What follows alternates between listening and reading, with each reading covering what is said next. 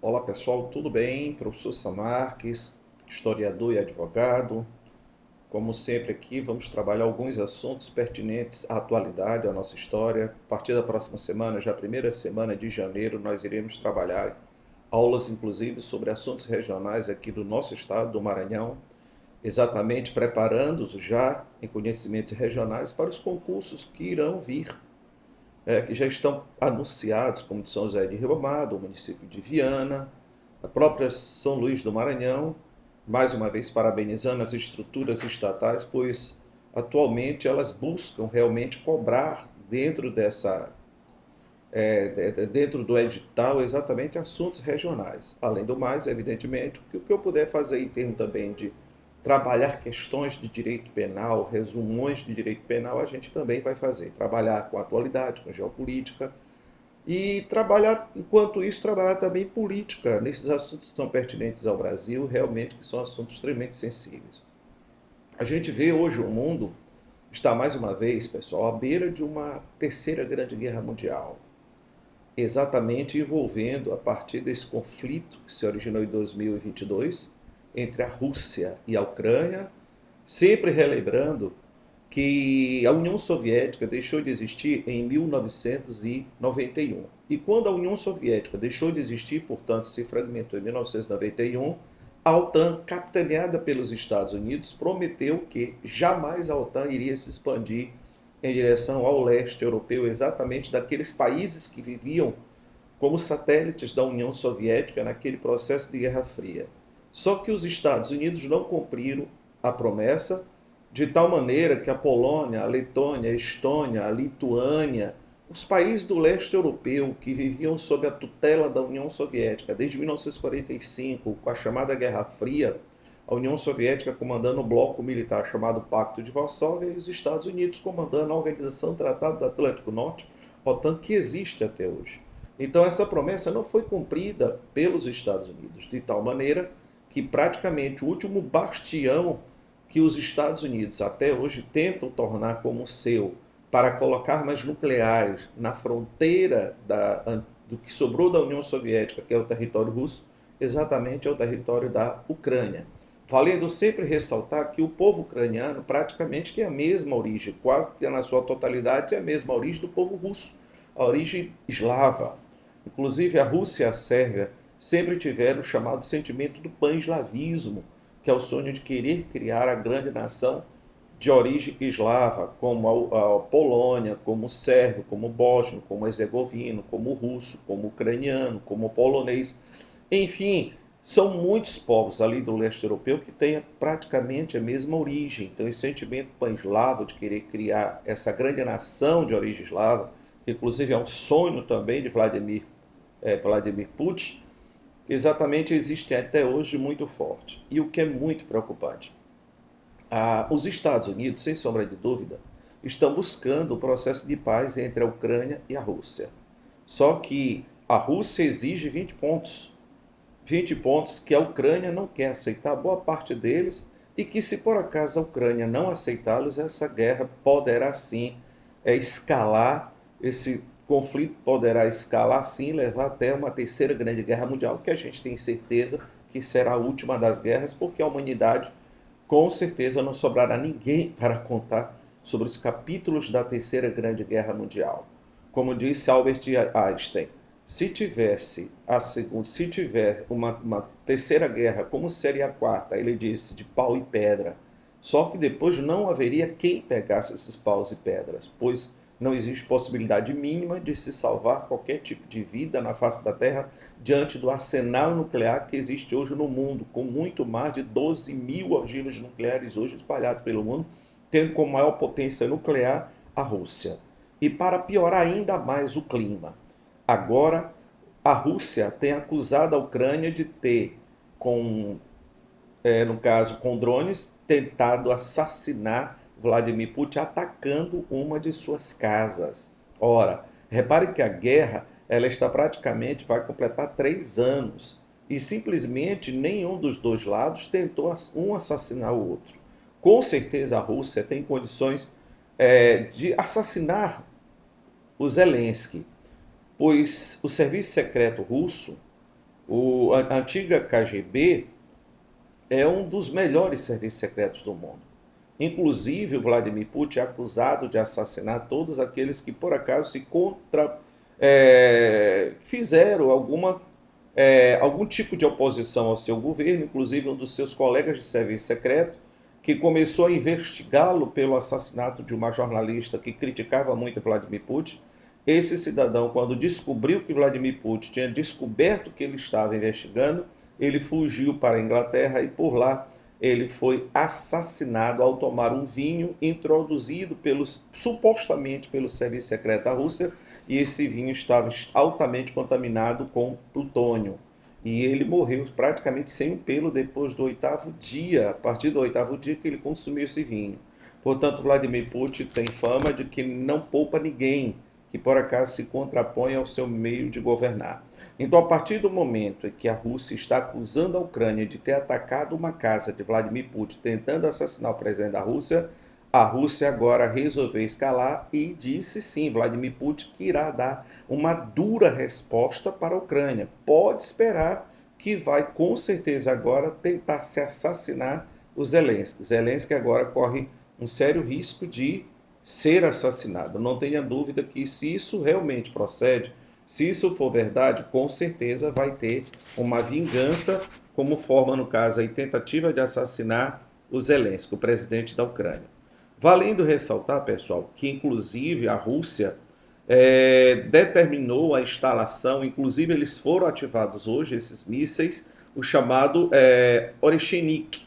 O míssil Oreshenik hoje é imbatível dentro da sua categoria de míssil com capacidade de carregar até 6 ogivas nucleares, e ele atinge a velocidade na descida, ele é disparado, ele sai da atmosfera realmente, da Terra, ele atinge a estratosfera e ele desce com uma velocidade de mais de 10 Mach, pode chegar até 16 Mach. Olha, o que é o Mach? É a velocidade do som. A velocidade do som são 340 metros por segundo. Portanto, ele não existe qualquer sistema de defesa no mundo, nem mesmo o Patriot dos Estados Unidos, nem mesmo um domo de ferro utilizado nessa guerra dos 12 dias, tentando interceptar os mísseis do Irã, nem esses mais modernos sistemas de defesa contra mísseis, eles são capazes de barrar o míssil Oreshenik. Então, esses mísseis com capacidade nuclear, repito, que podem carregar até 10 ogivas nucleares, eles foram instalados em Belarus e hoje eles foram ativados de prontidão para atingir qualquer país da Europa em menos de 5 minutos. Portanto, a coisa o conflito se escalou, estamos aí à beira de quiçá, quem sabe, portanto, a chance muito grande do início de um confronto nuclear. Vale destacar, pessoal, que com certeza a Europa o tempo todo provoca para que não haja o processo de paz dessa guerra, no caso, que existe entre a Ucrânia e a Rússia. Por que a Europa tem tanto interesse que essa guerra continue? Porque a Europa tem interesse na Ucrânia. O leste da Ucrânia, que é uma das exigências da Rússia, ocupado pela Rússia, o leste da Ucrânia, é a região de Donbass, que é uma região muito rica em minérios raros, em minerais raros. Então, ali é uma região riquíssima em minerais raros, o leste da Ucrânia, que é a região de Donbass, ocupada hoje a região praticamente pela Rússia. Então, a Europa sonha em pegar aquela terra, além de que ali é um celeiro agrícola. O que abastece praticamente a Rússia é o leste da Ucrânia, terras muito férteis e terras gigantescas. Ora, quais são as exigências principais, repito, por parte da Rússia para que haja paz? Em primeiro lugar, jamais a Ucrânia assinar protocolo de jamais ter que entrar na OTAN. Ou seja, não ter armas norte-americanas da fronteira entre a Ucrânia e a Rússia. Segundo, a Ucrânia tem exército com mais de 800 mil homens. Terceiro, não entrar na União Europeia, que é uma exigência hoje da Ucrânia, de querer entrar na União Europeia. E, finalmente, a entrega da região de Donbass, que é a região do leste da Ucrânia, para os russos. Valendo ressaltar que mais de 90% dos habitantes de Donbass, eles são verdadeiramente russos. eles falam a língua russa, inclusive houve um plebiscito na região, de tal maneira que a população escolheu por querer ficar com a Rússia. E desde 2014, com a derrubada de Viktor Yanukovych, que era um aliado da Rússia, de Vladimir Putin na Ucrânia, por um golpe dado na Ucrânia que derrubou Viktor Yanukovych, colocando Viktor Yanuchenko, exatamente esse golpe foi tramado pelos Estados Unidos, arquitetado pela Central de Inteligência, CIA, dos Estados Unidos, Serviço Secreto Norte-Americano, que levou a população de Kiev, capital da Ucrânia, a se insurgir contra Viktor Yanukovych, que era um aliado da Rússia. E desde esse momento até hoje, a Ucrânia perseguiu a população de Donbass, que são mais de 90% de russos. Portanto, jamais a Rússia vai aceitar a paz, a situação vai escalar sem que a Ucrânia aceite jamais entrar na OTAN, entregue Donbass, não tenha exército com mais de 800 mil homens e também aceite não entrar jamais para a União Europeia. Então, essa é a situação hoje daquela região. Muito bem. Vimos também agora um ataque dos Estados Unidos, um ataque militar norte-americano contra a Venezuela. Em primeiro lugar, pessoal, que moral tem os Estados Unidos de fazer ataque, mesmo que fossem traficantes, não existe nenhuma lei internacional que autorize abate de traficantes. Mesmo que seja em águas internacionais, os Estados Unidos não têm essa autoridade. Não existe nenhuma norma internacional, nenhuma lei internacional que autorize os Estados Unidos. Primeiro, se eles são traficantes realmente, que a gente sabe que pescadores também foram assassinados, inclusive da Colômbia, se eles são realmente traficantes, qual é o papel de qualquer nação que tenha regime democrático? É prender e fazer com que eles respondam na barra da lei pela prática de tráfico. Mas os Estados Unidos realmente combatem o tráfico? E por que os Estados Unidos pressionaram exatamente para que houvesse o perdão do ex-presidente de Honduras, que é de absoluto conhecimento de todos, que foi pego em tráfico internacional de drogas? Por que o Donald Trump pressionou para que houvesse o perdão desse cidadão, desse traficante internacional, que é o ex-dirigente de Honduras? Portanto, isso demonstra que não tem nada a ver com o narcotráfico. Uma outra grande disfarçatez por parte de Donald Trump é exatamente dizer que foi a CIA que fez o ataque. A CIA é serviço de inteligência. Quem faz ataque não é a CIA. Quem faz ataque militar são as Forças Armadas dos Estados Unidos. Então é uma maneira de desvirtuar e dizer que não são as Forças Armadas em si que estão atacando. E atacar exatamente uma região portuária da Venezuela, exatamente para prejudicar o escoamento de petróleo, porque eles vão tentar ainda assassinar o presidente da Venezuela, o Maduro, com certeza vão tentar assassinar Maduro, vão tentar assassinar generais de Maduro, vão tentar assassinar os militares de alta patente da Venezuela, com certeza. Mas, por enquanto, eles querem asfixiar, na verdade, a economia da Venezuela, para que o povo da Venezuela se levante contra Maduro e haja um próprio levante militar para depor Maduro do seu cargo. Não vão conseguir, porque mais de 80%, segundo pesquisas, dos venezuelanos estão com Maduro, porque estão realmente contra qualquer tipo de intervenção militar norte-americana. Diga-se de passagem, jamais os Estados Unidos terão coragem de enfrentar os venezuelanos, jamais eles irão fazer uma intervenção militar por terra, porque combater na Venezuela é infinitamente mais complexo do que combater no Vietnã. É uma região muito grande, com muita região de montanhas, com muita região, uma região imensa na floresta amazônica, então eles teriam que combater de rua em rua e de casa em casa, porque a população da Venezuela está armada, pronta para reagir contra uma invasão militar. Então Donald Trump não vai invadir. Eles vão fazendo esses ataques na região portuária, dizendo que é para combater o narcotráfico e também tentando asfixiar a economia da Venezuela. Mas invadir a Venezuela, a gente sabe perfeitamente que será um segundo Vietnã para eles. Os norte-americanos, eles têm tecnologia para fazerem combate em área aberta, mas combate de guerrilha, que é o combate de montanha, que é o combate de caatinga, que é o combate de montanha, que é o combate dentro do pântano, que é o combate na floresta, eles não têm essa capacidade como tem os indígenas, por exemplo, da floresta amazônica. O exército venezuelano tem muitos indígenas, exímios conhecedores da floresta e são excelentes combatentes naquilo que a gente chama de técnica de guerrilha. Outro detalhe importante, a notícia de que navios chineses que estão saindo da Venezuela com petróleo estão sendo fotografados e estão confirmando que estão de posse de lançadores de mísseis. Então, os norte-americanos não tiveram coragem de tomar de assalto o navio chinês, carregando petróleo, portanto, para a China, eles não tiveram coragem. E aí resolveram fazer esse ataque a um porto da Venezuela, que na verdade foi a Força Aérea Norte-Americana, o Exército Norte-Americano que fez esse ataque. A CIA é o serviço secreto, então obedece realmente ordens do presidente e ligada às Forças Armadas, ligada ao Pentágono, no caso que é a meca do sistema de defesa norte-americano. O outro detalhe muito perigoso que está acontecendo é exatamente a problemática entre a China e Taiwan. Pessoal, Taiwan não é reconhecido no mundo como nação, como país independente. Desde 1949 existe esse problema. O líder revolucionário do Partido Comunista Chinês, Mao Tse-tung, que lutou contra a invasão japonesa durante a Segunda Guerra Mundial ao território chinês, e valendo ressaltar que o Japão fazia parte do eixo, que era composto pelo Japão, pela Itália fascista e pela Alemanha nazista de Adolf Hitler. Então, Mao Tse-tung, ele lutou realmente contra a presença de tropas do eixo, diga-se, do Japão, e depois ele fez uma guerra civil dentro da China, derrotando o grupo que comandava desde 1911, que era a burguesia chinesa, que controlava a China.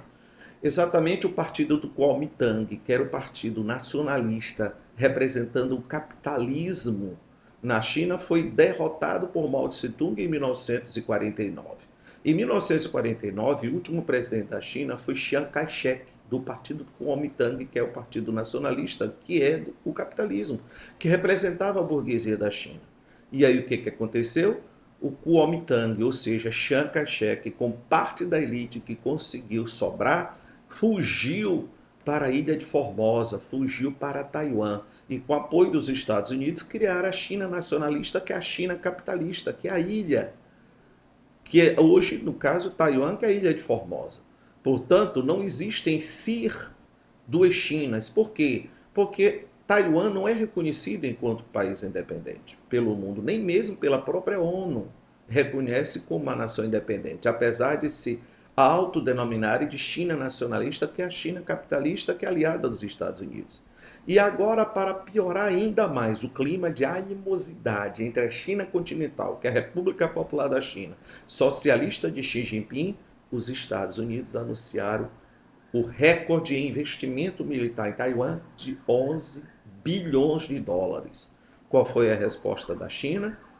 Fez represália contra 20 grandes empresas norte-americanas em território chinês, aplicando sanções pesadas contra essas empresas que atuam em território chinês e está fazendo agora um cerco incisivo muito forte à ilha de Taiwan.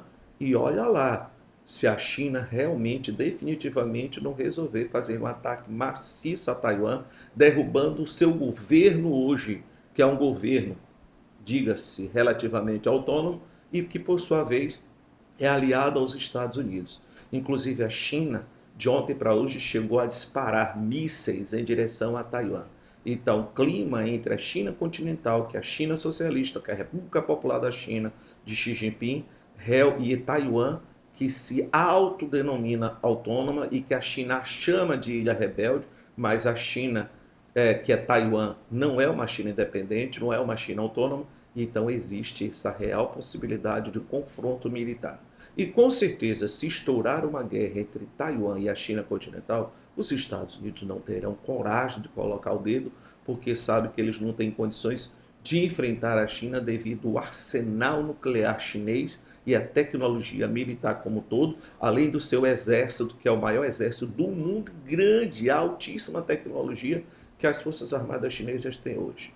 Seria uma loucura porque os Estados Unidos, colocando o dedo ali em um conflito militar, estariam consequentemente jogando o mundo para uma terceira grande guerra mundial, que todos sabem aonde vai parar o mundo como a guerra nuclear.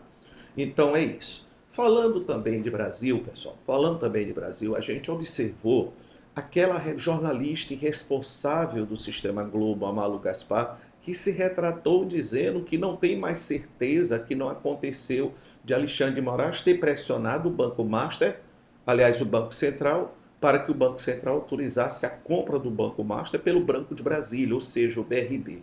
Ela agora se retratou, disse que não é verdade o que tinha falado antes, ou seja, um risco real dela ser processada civilmente e criminalmente por calúnia qualificada contra o ministro Alexandre de Moraes, e ela se retratou e partiu agora para cima do ministro Toffoli. Portanto, de extrema responsabilidade, além da Jovem Pan, que está no risco de perder a sua concessão, que vive de maneira contínua, praticando fake news, praticando mentiras sobre o país, como agora, mais uma vez, eles mentiram, o jornalista de nome Zurita, apresentador da Jovem Pan, mentindo de que quem recebesse, que o dinheiro utilizado para dar isenção de imposto de renda de quem recebe até 5 mil reais seria, na verdade, para pagar taxas sobre o PIX no Brasil. Foi desmentido pelo ministro Haddad, foi desmentido pelo presidente Lula, foi desmentido pelo Ministério da Fazenda, e ele, o Zurita da Jovem Pan, ele se retratou. Por quê? Porque ele sabe que a Jovem Pan, devido ao processo das fake news, está no risco de perder a sua concessão. Então, é isso que está acontecendo no Brasil. E o pior, vejam só que absurdo, a extrema-direita voltando do recesso para pedir o impeachment de Alexandre de Moraes. Qual o crime que o ministro Alexandre de Moraes praticou? Então, com certeza, o STF, mais uma vez, não vai deixar que a arbitrariedade aconteça com qualquer ministro da corte, exatamente porque eles cumprem o contexto da lei. E a gente sabe que quando o magistrado, um membro do Ministério Público, um membro da Polícia Judiciária, pratica algum ato de arbitrariedade, cabe combater dentro do texto da lei, portanto, com os recursos que estão dentro do Código de Processo Penal que qualquer cidadão pode acionar, e não partir para cima de vulnerabilizar os agentes, os magistrados, a Suprema Corte, porque eles cumprem o contexto da lei, se lá dentro mesmo pode ter recurso de represália contra qualquer arbitrariedade, por acaso, perpetrada por um dos ministros. Portanto, essa tentativa de querer dar golpe em Alexandre de Moraes no presidente Lula não vai vingar, porque o STF é o martelo final no Brasil daquilo que a gente chama de controle de constitucionalidade, barrando qualquer tipo de arbitrariedade que possa ser praticado por qualquer dos três poderes. Ok? Muito obrigado a todos. Um feliz ano novo para todos. Que o 2026 seja um ano de muita saúde, de muita paz para o Brasil, para o mundo. Que as guerras cessem, que o homem possa definitivamente viver do jeito que Deus, da maneira que Deus o criou, que é em paz. Viver em paz todos nós. Então, sucesso para todos, saúde, sucesso. Realmente, seja um 2026 supimpa, maravilhoso, com dinheiro no bolso, com saúde, todos nós tenhamos longevidade. E vamos evitar que essa extrema-direita definitivamente fique tramando golpes com apoio dos Estados Unidos e de Israel contra as nossas estruturas estatais. Professor Samarques, advogado criminalista, professor Samarques, historiador. Muito obrigado a todos.